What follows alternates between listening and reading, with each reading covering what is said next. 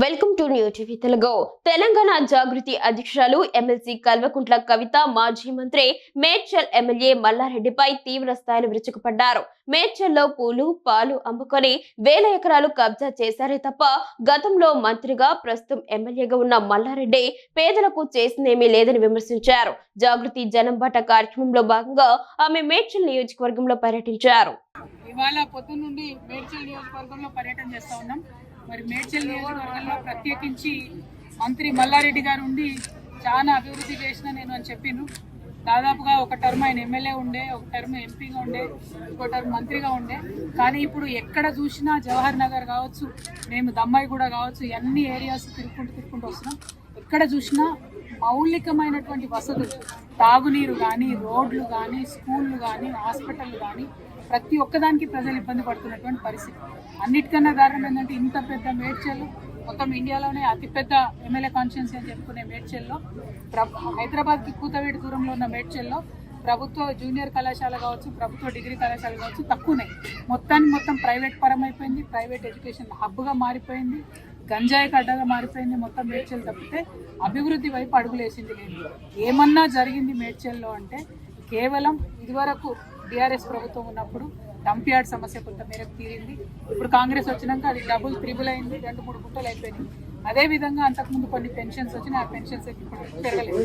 అంతకు మించి మేడ్చల్లో నేను పూలమ్మినా, నేను పాలమ్మినా అని చెప్పే మల్లారెడ్డి గారు పూలమ్మడం పాలమ్మడంతో పాటు అనేక ఎకరాల భూమిని కబ్జా పెట్టిండ్రు. 2 రోడ్డు విస్తరణ ఏదైతే జరగాలో జరగకుండా అడ్డుపడతా ఉన్నారు.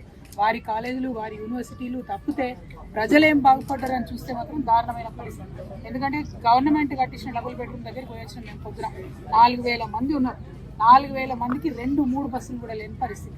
మరి మినిస్టర్గా ఉండి, లేబర్ మినిస్టర్గా ఉండి కనీస మానవ హక్కుల కోసం ఆలోచించాల్సింది, అది చేయలేదు. ఇప్పుడు జవహర్ నగర్ మొత్తం ఏరియా అంతా చూస్తున్నాం. అందరితో కూడా 58, 59 జీవో కింద పైసలు కట్టించుకున్న రిజిస్ట్రేషన్. ఎందుకోసం కాలేదు రిజిస్ట్రేషన్? ఎందుకైతే లేవు? ఎట్లా మేయర్ గారి కుటుంబ సభ్యులకు రిజిస్ట్రేషన్ అయిందని చెప్తా ఉన్నారు, మల్లారెడ్డి గారి కుటుంబ సభ్యులకు రిజిస్ట్రేషన్ అయిందని చెప్తున్నారు.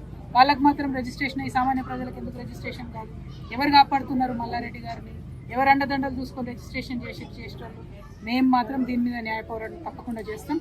ఏదైతే 58, 59 కింద లక్షలాది రూపాయలు కట్టి పేద ప్రజలు వెయిట్ చేస్తున్నారో అవి రిజిస్ట్రేషన్ అయ్యేంత వరకు అవసరమైతే సుప్రీంకోర్టు దాకా కూడా తెలంగాణ జాగృతి పోతుంది, పోరాటం చేస్తుందని.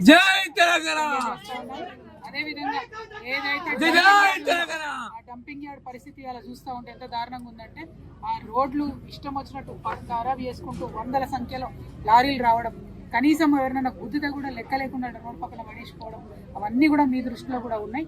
అటువంటి పరిస్థితుల నుంచి మారాలి. ఇవన్నీ పోని పక్కకు పెడదాం అనుకుంటే మిషన్ భగీరథ పైప్ లైన్లు ఉన్న చోట కూడా వారానికి ఒక్కసారి కూడా నీళ్ళు వస్తాయి.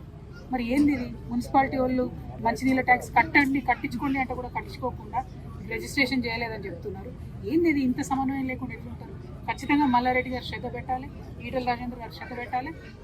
అందరికన్నా ఇంపార్టెంట్, ఇదివరకు ఇక్కడ ఎంపీగా ఉన్న ముఖ్యమంత్రి గారికి ఇక్కడ అణువణువున ఉన్నటువంటి సమస్యలన్నీ తెలుసు. వారు మేడ్చల్ జిల్లా ఖచ్చితంగా సపరేట్గా టూర్ పెట్టుకోవాలి. ఈ పరిస్థితి బాగాలేదు, అధ్వానంగా ఉంది. దీని మీద మాత్రం జాగృతి అడుగడుగున పోరాటం చేస్తుందని తెలియజేస్తున్నాము. Thank you. జై తెలంగాణ.